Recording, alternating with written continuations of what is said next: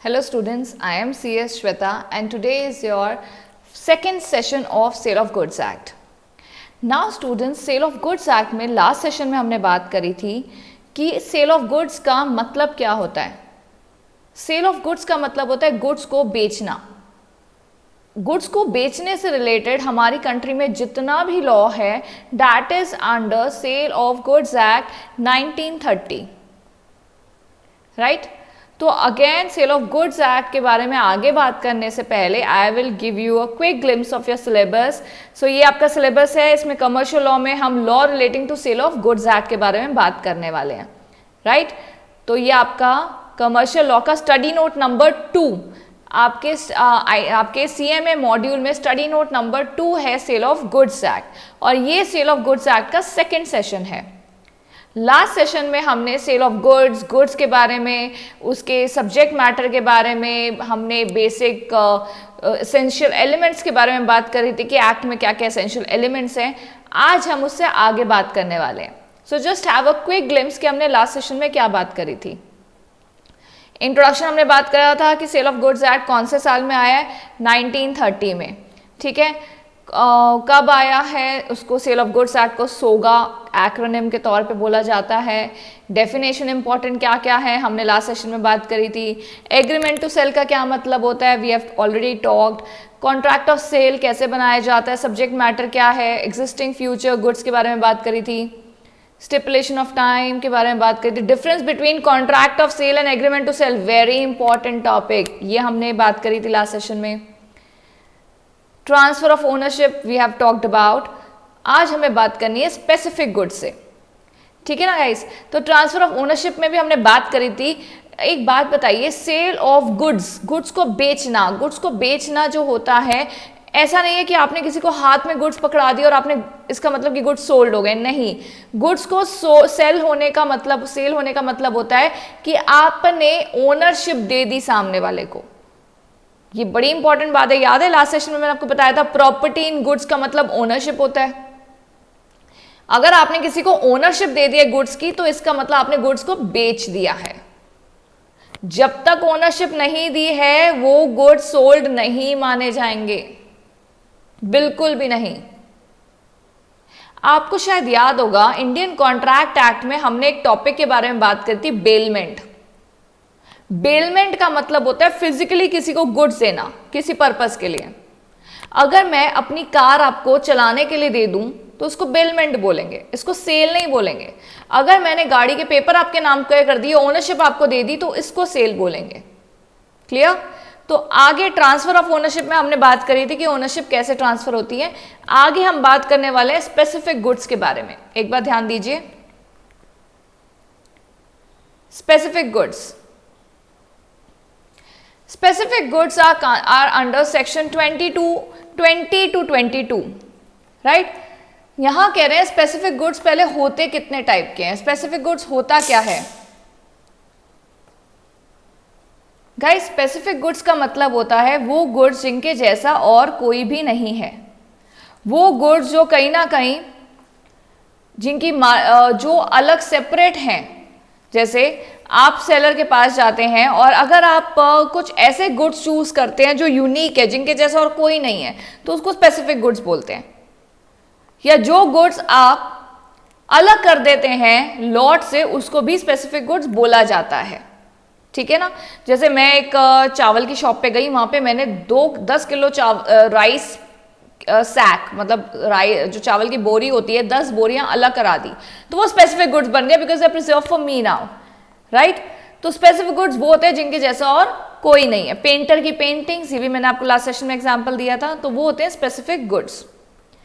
तो यहां आपको बात कह रहा है कि स्पेसिफिक गुड्स के क्या टाइप हैं, मतलब स्पेसिफिक गुड्स के बारे में क्या लॉ है हमारे सेल ऑफ गुड्स एक्ट में, उसके बारे में हम बात करने वाले हैं सेक्शन 22, राइट.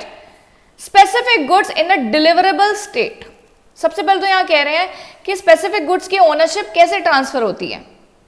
मतलब कि मैं एक सेलर के पास गई गुड्स खरीदने के लिए और वो गुड्स मुझे बेच रहा है.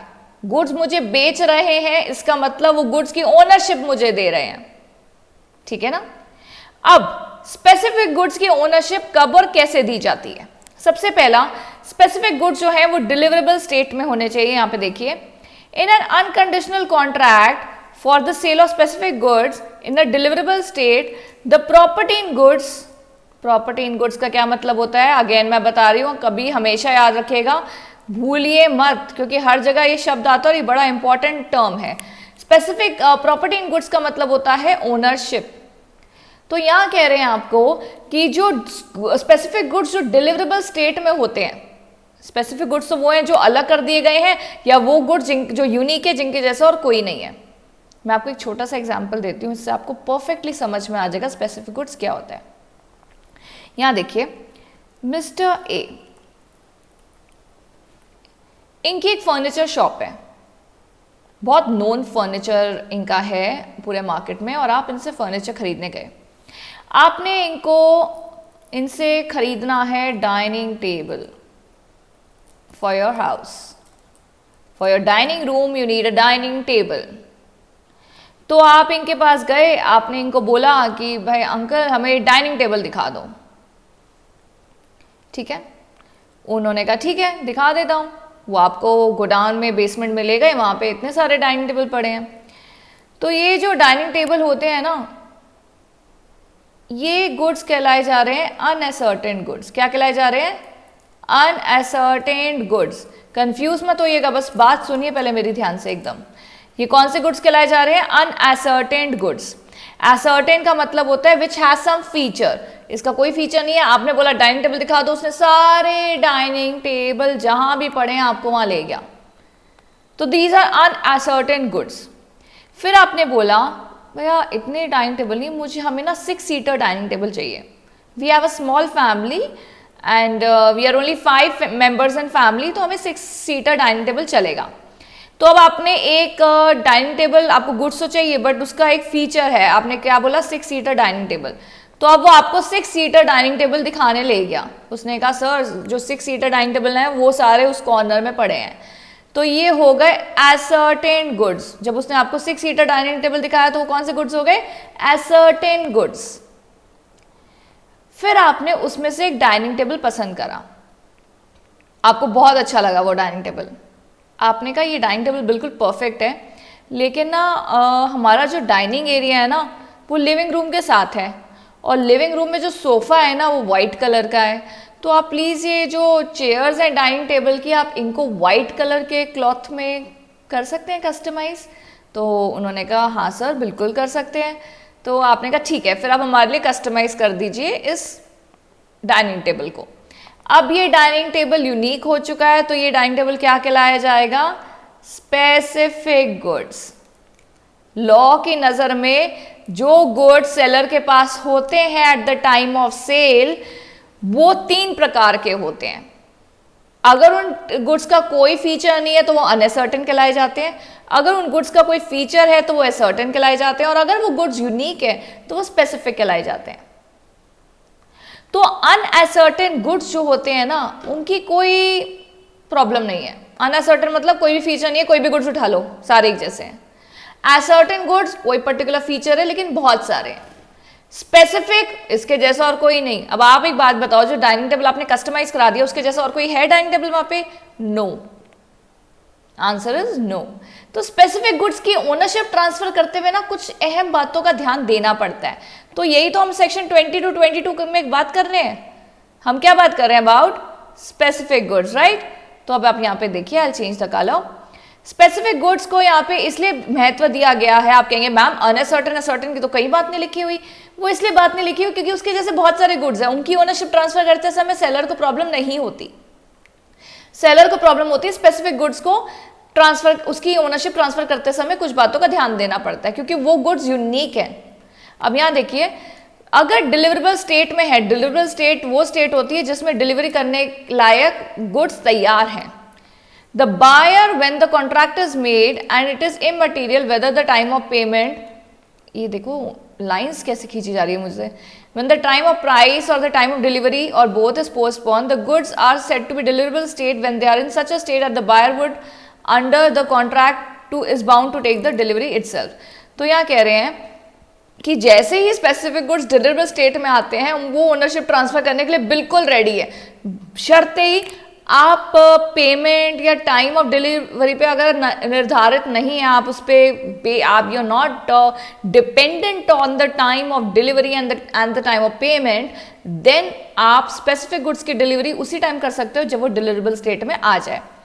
गुड्स को डिलीवरेबल स्टेट में तब बोला जाता है, are said to be in deliverable state when they are in such a state that the buyer would under the contract is bound to take the delivery.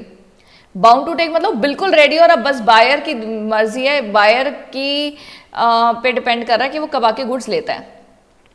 Second point में कह रहा है specific goods to be put in to deliverable state, put in to deliverable state. यहां आपको कह रहा है कि स्पेसिफिक गुड्स जो होते हैं ना, उनको अगर वो डिलीवरेबल स्टेट में नहीं है, स्पेसिफिक गुड्स अगर डिलीवरेबल स्टेट में नहीं है, अब मैं आपको एक और एग्जांपल देती हूँ। मैं ज्वेलरी खरीदने गई ज्वेलर के पास, ठीक है, मुझे एक ज्वेलरी बहुत पसंद आई पर वो थोड़ी मेरी आउट ऑफ बजट जा रही थी, तो मुझे ज्वेलर ने बोला, वहाँ जो सेलर थे उन्होंने बोला कि मैडम ये ज्वेलरी 22 कैरेट में है तो थोड़ी महंगी है, आप इसको 18 कैरेट में बनवा लीजिए तो ये आपके बजट में भी फिट हो जाएगी।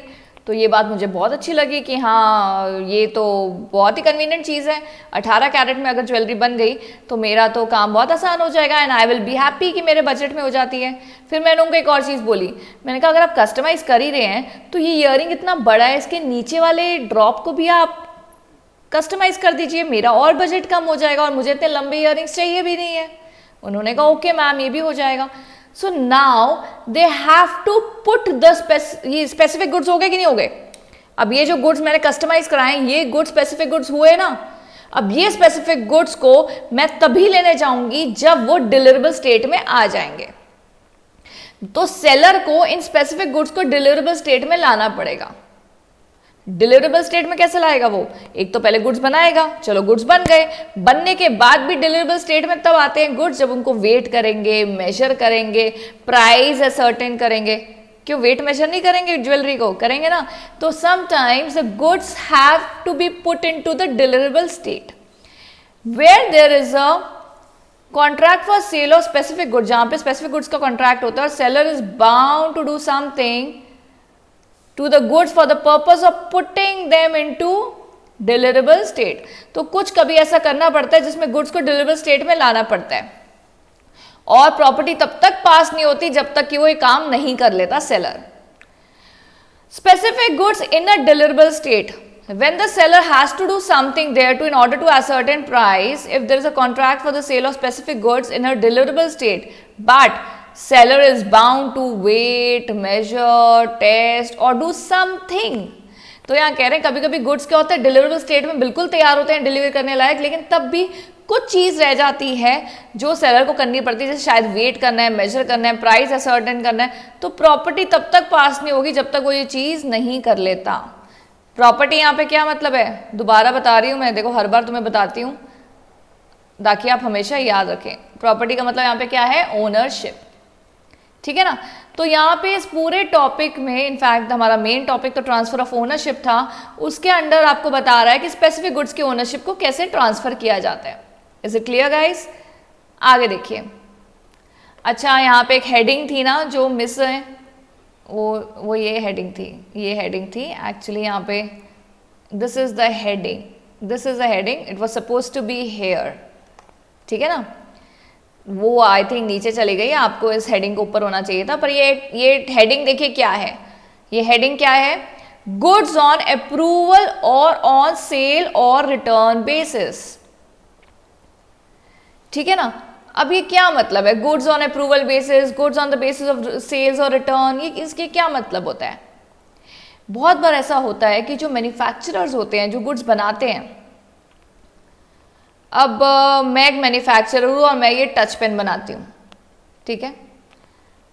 मैं ये टच पेन बनाती हूँ, ये आजकल नया नया चला है। आजकल जो भी इलेक्ट्रॉनिक मीडिया में पढ़ा रहा है या कुछ काम कर रहा है तो उसको इस टच पेन की ज़रूरत पड़ती है, और अब तो आपको पता है कि आजकल हर चीज़ इलेक्ट्रॉनिकली हो रही है, तो this touch pen is in demand.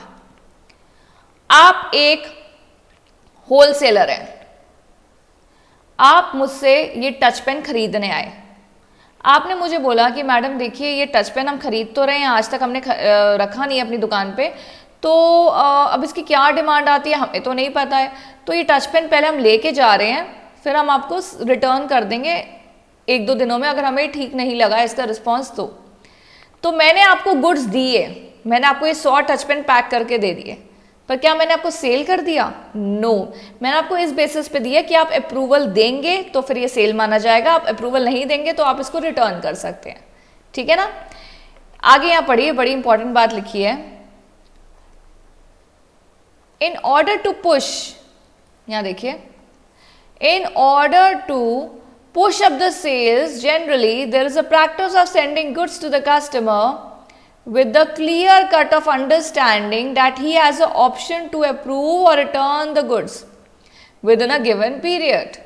ठीक है ना, तो ये हम कस्टमर्स के लिए करते हैं कि कस्टमर्स हम बढ़ाने के लिए और अपनी सेल्स को बढ़ाने के लिए हम ये भी एक ऑप्शन रखते हैं that customer can take the goods on approval और सेल और रिटर्न बेसिस, ठीक है। इन सच केसेस ट्रांजैक्शन जो है वो तब तक सेल नहीं मानी जाती जब तक कि गुड्स को अप्रूवल नहीं दी जाती है, ठीक है।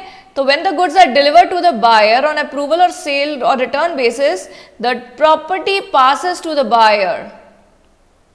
यहां देखिए क्या कह रहे हैं, प्रॉपर्टी का मतलब क्या है, अभी आप मेरे सामने नहीं है, नहीं तो मैं आपसे पूछती क्या मतलब है ये, ओनरशिप, प्रॉपर्टी इन गुड्स या फिर प्रॉपर्टी का यहाँ इस एक्ट में मतलब है ओनरशिप। तो यहाँ आपको कह रहा है कि देखिए अगर आपने किसी को गुड्स दिए इस बेसिस पे कि देखिए आपको पसंद आए तो आप रखिए, ना पसंद आए तो रिटर्न कर दीजिए। अब पसंद आए तो रखिए, ना पसंद आए तो रिटर्न कर दीजिए। तो ये रिटर्न करने का टाइम क्या है भाई, पूरा साल भर थोड़ी ना ले लोगे कि रिटर्न करने में। तो एक गिवन पीरियड देता है सेलर कि देखो आप 10 दिन देख लो इस प्रोडक्ट को रख के, ना पसंद आए तो 11वें दिन वापस कर देना, या 10 दिन में वापस कर देना। 11वें दिन मैं नहीं लूंगा सर, आप इस प्रोडक्ट को रखिए 10 दिन के लिए, 11वें दिन मैं नहीं लूंगा ये प्रोडक्ट, 10 दिन आप इसको 10 दिन के अंदर अंदर बता दीजिएगा ये गुड्स रख रहे हैं या वापस कर रहे हैं, ठीक है। नाउ इन दैट केस जो ओनरशिप है गुड्स की, मैंने गुड्स तो दे दिए फिजिकली लेकिन अभी तक मैंने ओनरशिप नहीं दी गुड्स की, तो गुड्स की ओनरशिप मैं कैसे और कब दूंगी आपको, यहां देखिए, जब सामने वाला मुझे अप्रूवल सिग्निफाई कर देगा या फिर कुछ ऐसा एक्ट करेगा जिससे ये पता चल जाए कि उसने ट्रांजैक्शन को अडॉप्ट कर लिया है। और अगर वो कुछ भी नहीं करता, ना एक्सेप्टेंस दे रहा है ना कुछ कर रहा है, बट गुड्स को रिटेन करके बैठा है, गुड्स को अपने पास रख के बैठा है, नोटिस भी नहीं दे रहा मुझे रिजेक्शन का, और जो टाइम फिक्स किया था मैंने ऐसे बोला था 10 दिन में, तो 10 दिन भी निकल चुके हैं, गुड्स को रिटर्न भी नहीं करा, टाइम एक्सपायर हो चुका है, और अगर टाइम फिक्स नहीं है, अगर एक रीजनेबल टाइम हो चुका है और तब भी रिटर्न नहीं करा गुड्स, तो इसको माना जाएगा कि मेरे इन गुड्स की ओनरशिप आपको ट्रांसफर हो चुकी है। याद रखिए गाइस, यहाँ पे हम क्या बात कर रहे हैं, सबसे पहले हमने बात करी गुड्स ऑन अप्रूवल और सेल और रिटर्न बेसिस। गुड्स को मैंने भेजा बायर के पास कि आप इसको अप्रूवल दीजिए, गुड्स को आपको पसंद आते हैं तो, नहीं पसंद आते तो रिजेक्शन दीजिए और गुड्स मुझे वापस करिए। तो ऐसे गुड्स जो बायर के पास चले जाते हैं, क्या वो कितने टाइम के लिए जा रहे हैं, वो आपको बायर को देते समय टाइम बता देना चाहिए कि सर 10 दिन आप देख लीजिए, 5 दिन देख लीजिए, हफ्ता देख लीजिए, 20 दिन देख लीजिए, जो भी है। और अगर इन गुड्स की ओनरशिप कब ट्रांसफर होगी, इन गुड्स की ओनरशिप तब ट्रांसफर होती है जब सामने वाला एक तो अपनी एक्सेप्टेंस दे दे, दूसरा अपनी एक्सेप्टेंस नहीं दे रहा लेकिन अपनी रिजेक्शन भी नहीं दी, टाइम भी निकल गया, तब माना जाएगा कि गुड्स की ओनरशिप ट्रांसफर करी जाएगी। तीसरा, वो गुड्स को आगे एक टाइम निकल चुका है, वो गुड्स को रिटेन करके बैठा है, अप्रूवल भी नहीं दे रहा तो रिजेक्शन भी नहीं दे रहा, तब भी हम मानेंगे कि गुड्स को ओनरशिप ट्रांसफर गुड्स की हो चुकी है। Reservation of right of disposal, ये अगला टॉपिक है आपका, reservation of right of disposal section 25। Section 25, where there is a contract for the sale of specific goods or where the goods are subsequently appropriated to the contract, the seller may by the terms of contract or appropriation reserve the right of disposal of goods until certain conditions are fulfilled. In such cases, notwithstanding the delivery of goods to a buyer or to carrier for the purpose of transmission to the buyer, the property in goods does not pass to the buyer until the condition imposed by the seller are fulfilled. तो यहाँ कह रहे हैं reservation of right of disposal. अब आप कहोगे ma'am आप इतनी जल्दी जल्दी पढ़ ले तो हमें समझ में तो आता नहीं, आप धीरे धीरे पढ़ो। मुझे भी कभी कभी लगता है मैं जल्दी रीड कर लेती हूँ, शायद आपको उस टाइम पे ना समझ में आए, लेकिन don't worry, I explain you line by line. Reservation of right of disposal. मैं सेलर हूं, मैं टच पैड और ये टच पेन बेचती हूँ। ये जिस पे मैं लिख रही हूँ ये आपके सामने यहाँ पे जो आपको दिख रहा है, तो ये टच पैड है और ये टच पेन है, तो इसका सेट मैं बना के बेचती हूँ, ठीक है। लेकिन मेरी कुछ कंडीशंस होती हैं बायर के ऊपर कि आप मेरा प्रोडक्ट तो खरीद रहे हैं लेकिन आप मुझे पेमेंट 5 डेज में दे देंगे, इससे ऊपर का क्रेडिट मैं नहीं देती। अगर क्रेडिट देती हूँ तो, अगर क्रेडिट लेंगे तो कोई डिस्काउंट नहीं मिलेगा, मेरी दूसरी कंडीशन। अगर मुझे पूरी पेमेंट कैश में देंगे, वन टाइम पेमेंट देंगे तो 10% डिस्काउंट मिलेगा। उसके बाद मेरी एक और कंडीशन है कि आप मुझे गुड्स को रिटर्न नहीं कर सकते हो, मैक्सिमम 2 दिन के अंदर आप आ सकते हैं। अगर आपको गुड्स में कोई खराबी दिखती है उससे ऊपर मैं गुड्स का रिटर्न नहीं लूंगी। ये मेरी कुछ कंडीशंस है बायर को लेकर। अगर मेरी कंडीशंस फुलफिल नहीं होती है then I reserve the right of disposal. मैं भी रिजर्व रखती हूँ और मेरे पास एक हक है, मैं तब तक अपने गुड्स डिस्पोज नहीं करूंगी, तो मैं दूंगी नहीं जब तक कि आप ये सारी कंडीशंस फुलफिल नहीं कर देते। तो यहाँ पे भी पूरा यही लिखा हुआ है, जहाँ पे कॉन्ट्रैक्ट होता है स्पेसिफिक गुड्स का, यहाँ जहाँ पे गुड्स को अप्रोप्रिएट करा जाता है कॉन्ट्रैक्ट के हिसाब से, तो सेलर जो है वो अपने कॉन्ट्रैक्ट रिजर्व कर सकता है right of disposal of goods जब तक कि सारी कंडीशंस फुलफिल नहीं हो जाती, ठीक है। तो यहाँ पे वो गुड्स की डिलीवरी बायर को भी नहीं करता, उसके कैरियर को भी नहीं करता, बेली जो गुड्स लेने आया उसको भी नहीं करता, गुड्स की ट्रांसमिशन बायर को तब तक नहीं करता, और प्रॉपर्टी इन गुड्स तब तक पास नहीं करता। What is property in goods? Property in goods means ownership. तो जो ये प्रॉपर्टी इन गुड्स है ये तब तक ट्रांसफर नहीं करता जब तक कि जो बायर है वो सारी कंडीशंस फुलफिल नहीं कर देता, ठीक है ना। तो अगला टॉपिक था कि ये जो हमने बात करी है, ये टॉपिक बता रहा था कि सेलर के पास भी एक राइट होता है, रिजर्व करके रखता है, वो होता है right of disposal of goods. अगला टॉपिक है effect of destruction of goods. अगला टॉपिक क्या है? Effect of destruction of goods. I don't know ये मेरा पेन इतना टेढ़ा क्यों चलता है हमेशा, आई डोंट अंडरस्टैंड। मुझे भी रिटर्न करना पड़ेगा इस सेलर को, राइट? बट इसका टाइम निकल चुका है, now I can not sell because already I have taken delivery since long, you know, I have to concentrate. ये बहुत टेढ़ा चलता है pen. Anyway, effect of destruction of goods as per section 26 of the act. देखो मैं सीधा चलती हूँ, ये उल्टा ये टेढ़ा हो जाता है pen. Unless otherwise agreed, the goods remain at the seller's risk until the property therein is transferred to the buyer. ये लाइन तो हमें पहले भी पता है। ये लाइन क्या कह रही है कि जो गुड्स होते हैं उनका जो रिस्क होता है वो किसके ऊपर होता है? सेलर का, जब तक कि until the property मतलब ओनरशिप जो उसमें है गुड्स में वो ट्रांसफर नहीं हो जाती बायर को। आपको याद है मैंने आपको एक पीछे एक टर्म बताया था, रेस पेर डेमिनो। ये एक लैटिन टर्म है और ऊपर भी हमने बात करी थी कि रिस्क पासेस विद ओनरशिप। जो ओनर होता है वही सारा रिस्क उठाता है, राइट? तो यहां पे देखिए एक बार, वो property in goods is transfer to the buyer, the goods are at the risk of the buyer. तो यहां कह रहे हैं जब प्रॉपर्टी इन गुड्स ट्रांसफर हो जाती है बायर को तो रिस्क किसका है? बायर का, चाहे डिलीवरी उसने ली हो या ना ली हो। दस रिस्क प्राइमा फेसी मतलब risk on the face of the person passes with the property. तो risk passes with the ownership. Property का मतलब क्या होता है? Ownership. Unless otherwise agreed by the parties. Unless otherwise agreed क्यों लिखते हैं? What do you mean by unless otherwise agreed? मैं सेलर, आप बायर, अभी भी मेरे पास ही ओनरशिप है लेकिन गुड्स को यूज कर रहे हो आप। मैंने अभी तक गुड्स आपको बेचे नहीं है क्योंकि अभी तक उसके पेपर तैयार नहीं हुए, ओनरशिप मेरे पास ही है, लेकिन गुड्स की डिलीवरी ले ली तुमने। तो मैंने कॉन्ट्रैक्ट में साफ साफ लिख दिया कि बेशक अभी आपके नाम पे ये गुड्स नहीं हुए हैं, लेकिन अगर गुड डिस्ट्रॉय हुए तो उसका जिम्मा आपका ही है क्योंकि आप यूज करना शुरू हो गए हो गुड्स को। अब अगर कानून के हिसाब से देखा जाए तो ओनरशिप तो मेरे पास है, तो गुड्स का सारा रिस्क भी मेरे ऊपर है, लेकिन अगर हमने कॉन्ट्रैक्ट में ये चीज लिख दी है तो कॉन्ट्रैक्ट ही प्रिवेल होगा लॉ के ऊपर, ठीक है? इसलिए कह रहे हैं अनलेस अदरवाइज अग्रीड। इसका मतलब अनलेस अदरवाइज, अगर आपसी सहमति से आपने कुछ और तय करा तो वो लागू होगा। In other words, the parties may in the contract have different stipulation as to time of passing of risk. तो यहाँ कह रहे हैं हर कॉन्ट्रैक्ट में डिफरेंट टाइम होता है कि रिस्क कब पास होता है, बायर के ऊपर कब रिस्क होता है और सेलर के ऊपर कब रिस्क होता है. Risk prima facie passes with property.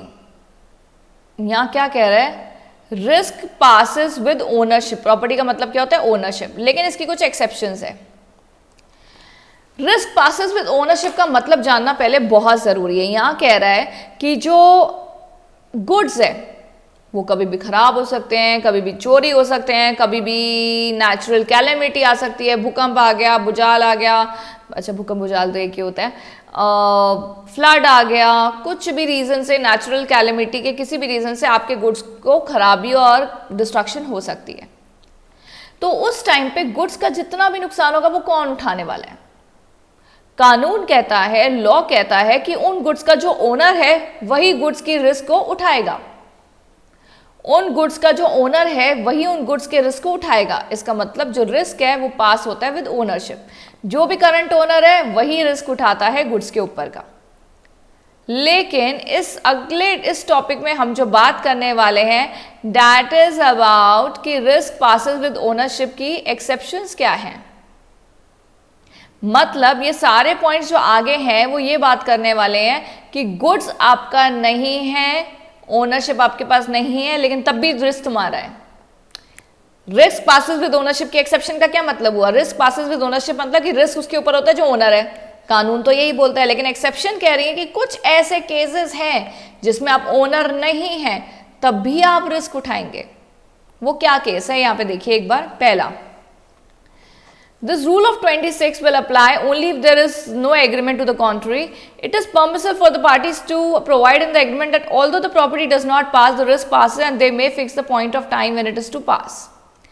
तो यहाँ कह रहे हैं कभी कभी पार्टी आपसी सहमति से डिसाइड कर लेती हैं कि देखिए हमने आपको ओनरशिप नहीं दी लेकिन गुड्स का रिस्क आपके ऊपर, अगर गुड्स को कुछ भी हुआ तो आप भरपाई करेंगे. तो ये पार्टीज की आपकी आपसी सहमति से हो सकता है. दूसरा, where the delivery has been delayed through the fault of either party, the buyer or the seller, the goods are at the risk of the party at fault as regard any loss which might not have been occurred but for such fault. The goods are at the risk of the party who is at the fault in the delay of the delivery. ये बड़ा अच्छा point है. Point है delay of the delivery. एक बात बताइए, आपने ना मुझसे गुड्स मंगवाए, वो गुड्स थे पेरिशेबल के गुड्स. वो गुड्स होते हैं जो बड़ी जल्दी खराब हो जाते हैं. फ्रूट्स, वेजिटेबल्स, फ्लावर्स ऐसी चीजें हैं जो बड़ी जल्दी खराब हो जाती हैं. अब आपने ना एक फ्लोरिस्ट से बहुत सारे बुकेस पैक करवाए. आपके घर में किसी की शादी है तो आपको बुकेस चाहिए थे, तो आपने बहुत सारे बुकेस बुक करवाए, कस्टमाइज कराए फ्लोरिस्ट से. ठीक है, वो फ्लावर्स आपके नाम पे नहीं है, वो फ्लावर्स तो फ्लोरिस्ट के हैं. वो फ्लावर्स आपके कब होंगे, जब वो आपके घर पहुंचेंगे, आप उसकी पेमेंट करेंगे. ठीक है, फ्लोरिस्ट ने आपको काफी कांटेक्ट करने की कोशिश करी on the day of delivery, पर आप अवेलेबल नहीं थे, घर पे नहीं थे. वो इतना दूर आपके घर आया, 2 घंटे का रास्ता तय करके, पर आप घर पे नहीं थे. आप अगले दिन घर आए तो फ्लोरिस्ट के जितने भी कस्टमाइज बुकेस थे सारे ऑलमोस्ट खराब हो गए, थोड़े बहुत मुरझा गए, खराब हो गए. ओनर बेशक फ्लोरिस्ट था लेकिन नुकसान आपको उठाना पड़ेगा क्योंकि डिले ऑफ द डिलीवरी में आप फॉल्ट में थे. तो लॉ कहता है कि अगर गुड्स की डिलीवरी में कोई भी डिफॉल्ट करता है तो, और अगर गुड्स बीच में खराब हो जाते हैं या रिस्क पे आ जाते हैं तो उसका सारा रिस्क और भरपाई वो उठाएगा जिसने फॉल्ट किया है. उस टाइम पे ये नहीं देखा जाएगा कि किसकी ओनरशिप है. हो गया ना exception. If there is a custom in that particular trade that the risk pass does not pass with the property, in such a case the risk will pass as per the custom. यहाँ कह रहे हैं कुछ जगहों पे custom भी होता है कि गुड्स जिसके पास है वही रिस्क उठाएगा, ओनरशिप नहीं देखी जाती, तो वहां पे ऐसे ही होगा. डी पॉइंट कह रहा है risk and property may be separated by agreement between the parties. Section 40 of the act provides that where the seller agrees to deliver the goods at his own risk at a distance place from where they are, the buyer shall unless otherwise agreed not take any risk of deterioration in the goods. तो यहाँ कह रहे हैं ऐसा अगर है कि seller खुद बोल दे सर डिलीवरी मैं करूँगा, सारा रिस्क मेरा है, आप सिर्फ गुड्स खरीद लो, अगर गुड्स को कुछ भी हुआ मेरा जिम्मा। तो इसका मतलब लॉ की नहीं चलेगी। लॉ तो कहता है जो ओनर वही रिस्क उठाएगा, लेकिन अगर सेलर खुद बोल दे कि मैं ओनर नहीं हूँ, ओनर आप है, लेकिन रिस्क मैं उठाऊंगा अगर गुड्स टाइम पे डिलीवर नहीं हुए तो ये सारे केसेस में ABCD में ये एक्सेप्शन इसलिए है क्योंकि इन केसेस में ओनरशिप ट्रांसफर, जो ओनर था वो रिस्क नहीं उठा रहा, रिस्क वो उठा रहा है जो ओनर नहीं है, राइट। अगला टॉपिक देखिए जरा, अगला टॉपिक बड़ा ही इंपॉर्टेंट और इंटरेस्टिंग टॉपिक है, प्लीज ध्यान से देखिए, वेरी वेरी इंटरेस्टिंग टॉपिक, और ये बहुत बार एग्जाम में देखा हुआ भी गया, so please pay attention to this topic. Topic is transfer of title by non owners of goods. Guys सबसे पहले मैं आपको ध्यान देना चाहती हूं कि जो ओनर्स होते हैं, जो ओनर्स होते हैं वही रिस्क उठाते हैं गुड्स के ऊपर, ठीक है ना। गुड्स को कुछ भी हो जाए, आज मेरा फर्नीचर है, ये मेरा लैपटॉप है, ये यहाँ पे अगर ये लैपटॉप खराब हो जाता है तो इसका जिम्मा मेरा है, मैं थोड़ी ना आपको बोलूंगी कि आप मेरा रिपेयर करा दीजिए, ठीक है ना। वैसे ही अगर मैं अपना लैपटॉप बेचना चाहती हूं तो ये लैपटॉप सिर्फ मैं ही बेच सकती हूँ, आप नहीं बेच सकते हो। मैं क्यों बेच सकती हूँ? क्योंकि मैं इसकी ओनर हूं। जो इंसान ओनर होता है गुड्स का, वही गुड्स को आगे सेल कर सकता है, that is law. Sale of goods कहता है that goods can be sold only by owners. एक बात बताओ, कब से हम बात कर रहे हैं कि सेल में होता है ओनरशिप ट्रांसफर करना, ओनरशिप ट्रांसफर करना, नाम ट्रांसफर करना कि एक गाड़ी अब मेरी नहीं तुम्हारी हुई। अब एक बात बताओ, अगर मैं एक चीज की मैं ओनर नहीं हूं तो मैं उसकी ओनरशिप कैसे ट्रांसफर कर सकती हूँ? ये तो बड़ी बेतुकी बात हुई ना। अगर आप एक चीज के ओनर ही नहीं है तो ओनरशिप क्या ट्रांसफर करेंगे? नहीं कर सकते, है ना। तो यहाँ कह रहे हैं कि हमेशा एक प्रोडक्ट की टाइटल, एक प्रोडक्ट की ओनरशिप सिर्फ एक ओनर ही ट्रांसफर कर सकता है और कोई नहीं। लेकिन हमारा टॉपिक क्या है? हमारा टॉपिक है transfer of title by non owners. मतलब अब हम जो बात करने वाले हैं वो उन लोगों के बारे में बात करने वाले हैं जो गुड्स के ओनर ना होकर भी गुड्स के टाइटल को ट्रांसफर कर सकते हैं, राइट। तो जरा एक बार नजर मारिए कौन लोग हैं। उससे पहले जरा एक बार इंट्रोडक्शन देखिए।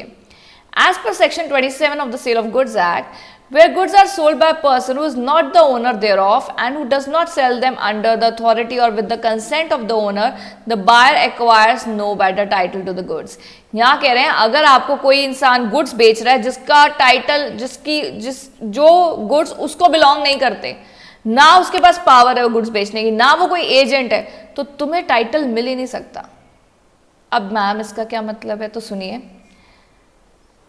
मिस्टर ए, मिस्टर बी, ए ने चोरी करी किसी की गाड़ी, ठीक है, ए स्टोल अ कार, और गाड़ी किसको बेच रहा है? बी को।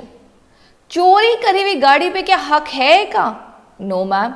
क्या वो ओनरशिप ए की है गाड़ी की? No ma'am. क्या ए ने परमिशन लेके बी को बेच रहा है? No ma'am. क्या ए एजेंट है गाड़ी के ओनर का? नो। तो जब इतने नो है तो वो बी को कैसे सेल कर सकता है? जब वो खुद ही ओनर नहीं है तो कार की ओनरशिप कैसे ट्रांसफर करेगा बी को? तो कर सकता है? नो। तो क्या बी को टाइटल मिलेगा? नो। दैट मीन्स कि अगर कल को ये गाड़ी पकड़ी गई, बी चला रहे बड़े मजे से गाड़ी, और ये गाड़ी पकड़ी गई, पुलिस ने पकड़ ली और पूछा कि गाड़ी के पेपर दिखाओ, ये दिखाओ, बी ने दिखाया, तो पुलिस वाले बोलेंगे देखो आपको किसी ने चकमा दे दी, ये गाड़ी चोरी की गाड़ी और ये गाड़ी आपको बिलोंग नहीं करती। समझ गए?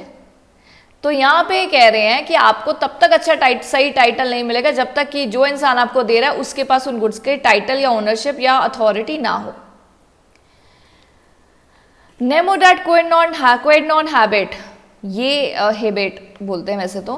नेमो दैट क्वेड नॉन हैबिट, इसका मतलब होता है no one can pass a better title than he himself has. No one can pass a title मतलब हक to another person than he himself has.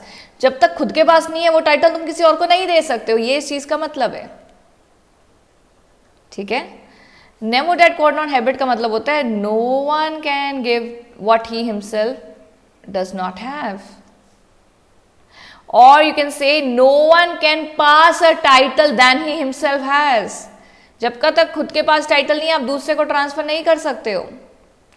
It means a non owner can not make valid transfer of property in goods. तो एक non owner बिल्कुल भी ownership transfer नहीं कर सकता। If the title of the seller is defective, अगर जो seller है उसका ही उन गुड्स पे टाइटल नहीं है या डिफेक्टिव, डिफेक्टिव टाइटल का मतलब है कि या तो वो आपका गुड्स पे कोई हक नहीं है, या आपके नाम पे नहीं है गुड्स, या आपके गुड्स पे ऑलरेडी केस चल रहा है किसी का, तो इसका मतलब आपका टाइटल डिफेक्टिव है। The buyer's title will also subject to the same defect. तो बायर को भी वही मुसीबतें झेलनी पड़ेगी जो मैंने अभी गाड़ी वाला एग्जाम्पल दिया आपको। If the seller has no title, the buyer does not acquire any title, although he might have acted honestly.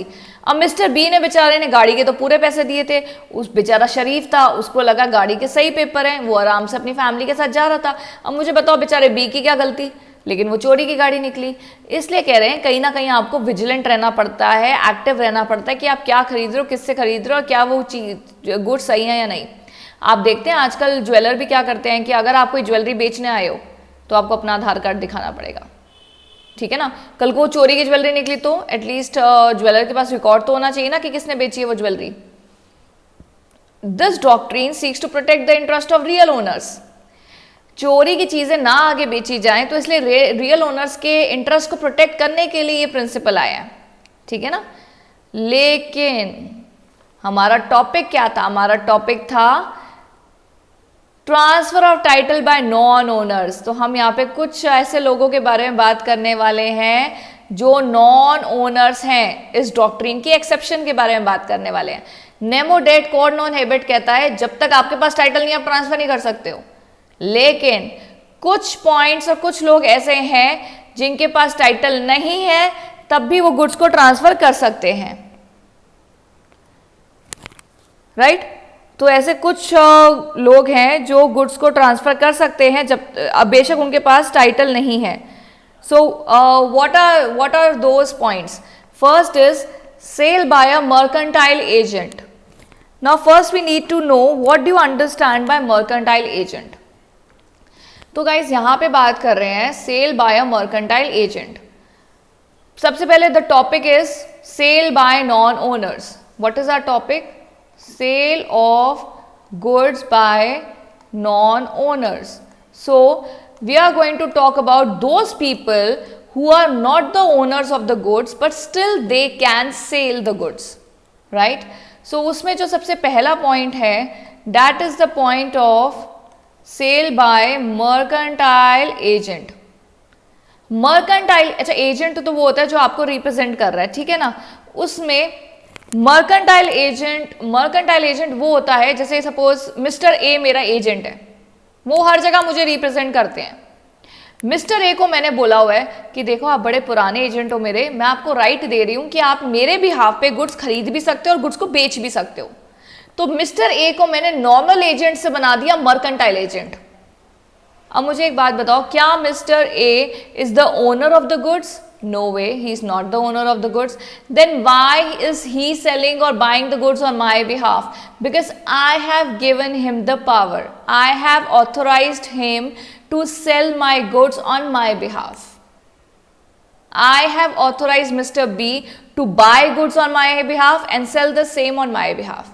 So these kind of agents are called as mercantile agents.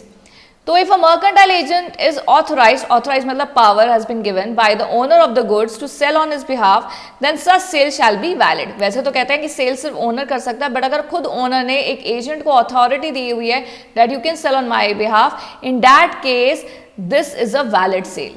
In such cases the buyer can acquire a good title of the goods. This exception will be implemented subject to the fulfillment of the following condition. कह रहे हैं ये चीज तभी implement हो सकती है जब ये सारी कंडीशन फॉलो हों। क्या क्या condition? The person must be in possession of the goods, मतलब जिसको मैंने अथॉरिटी दी है मिस्टर ए को उसके पास गुड्स होने चाहिए।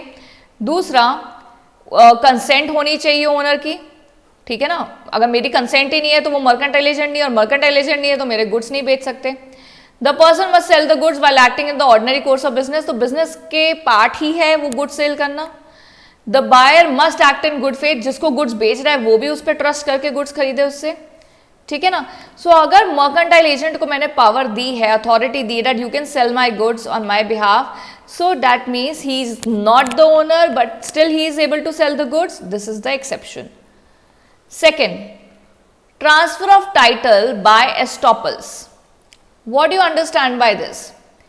This exception is based on the principle of personal estoppel. Sometimes the real owner may lead the buyers by virtue of his conduct or words or by act to believe that the seller is the owner of the goods or has the authority to sell them. In such case, he may not thereafter deny the seller's authority to sell. अब यहाँ पे क्या बोल रहा है? सबसे पहले तो मैं I tell you estoppel. What you understand by estoppels? Estoppels का मतलब होता है not stop by. Somebody is selling my goods and I am not stopping them, that means that is implied कि मैंने ही उनको पावर दी है अपने गुड्स को बेचने की, ठीक है. सो इन दैट केस अगर if I make the buyer believe कि जो आपको गुड्स बेच रहा है he has the power to sell you the goods, तो ये दैट इज़ वैलिड. मेरे रियल ओनर का जाने की कोई ज़रूरत नहीं है बायर को मिलने के लिए, अगर मैं खुद पावर दे रही हूँ और स्टॉप नहीं कर रही हूँ उन डिस्ट्रीब्यूटर्स को जो मेरे बिहाफ पे गुड्स को बेच रहे हैं, ठीक है ना. So that is transfer of title by estoppels. Sale by joint owner. अगर एक गुड्स एक प्रॉपर्टी के देयर आर जॉइंट ओनर्स, ठीक है, supposingly mister A, mister B and mister C are the joint owner of a car. So mister A present नहीं भी है तो बी और सी कार को बेचने का पूरा राइट रखते हैं ए के बिहाफ पे. अब ये नहीं है कि बी और सी नॉन ओनर है, पर देखा जाए तो ए बी सी तीनों का होना जरूरी है, but still in the absence of the one of the joint owner rest of the joint owner can sell the goods. यहाँ कह रहे हैं if there are several joint owners of goods one of them has sole possession of the goods, अगर उसी के पास goods है सारे तो वो परमिशन लेके को ओनर्स की उन गुड्स को ट्रांसफर कर सकता है बायर को. In order to apply this exception ये कंडीशन फुलफिल होनी चाहिए. सबसे पहली बात है कि उनमें से किसी एक के पास गुड्स होने चाहिए, जॉइंट ओनर्स की परमिशन होनी चाहिए, द बायर ने उस पर गुड फेथ रख के परचेज करे हो, the buyer should not have notice regarding the matter that the seller has no authority to sell. There are 4 owners of a car A B C D. A के पास car है, B C D के पास नहीं है, ठीक है. A has the possession of the car. So here if A takes the permission of B, C, D to sell the car, then that will be considered as a valid sale. For that purpose, Mr. A must have the goods, Mr. A must have the consent of Mr. B, C and D. And the buyer to whom A is selling, the buyer also must act in good faith. The buyer also should not have any problem with this. ठीक है? So in that case, A alone can sell the goods, right? Fourth, sale by person in possession under voidable contract. So guys, we have discussed about voidable contract in Sale of Goods Act. So voidable contract में what happens is that if there are 2 person, 2 लोगों के बीच में contract हुआ है, Mr. A and Mr. B. B के ऊपर कोई दबाव था और उसने हाँ बोली और अपने गुड्स बेच दिए A को. अब जब ये कोर्ट में केस जाएगा, so this kind of contract is going to be called as a voidable contract, right. इसके बारे में हमने डिटेल्स डिस्कशन करी थी इन इंडियन कॉन्ट्रैक्ट एक्ट. तो यहाँ पे अब बी के साथ ज़बरदस्ती हुई थी तो अपने गुड्स उसने ए को बेच दिए. जब ये कोर्ट में केस गया, गुड्स अभी किसके पास हैं? ए के पास, और ये डिस्प्यूटेड गुड्स है क्योंकि इनके ऊपर केस चल रहा है. तो ए ने अगर इन गुड्स को आगे किसी और को बेच दिया है तो ए देखा जाए तो एक ओनर सिर्फ बुक्स में है, लेकिन अभी तो इस पे केस चल रहा है ना, तो he cannot basically sell the goods. If even if he sell the goods with the permission of the court, that will be sale by non owner, right.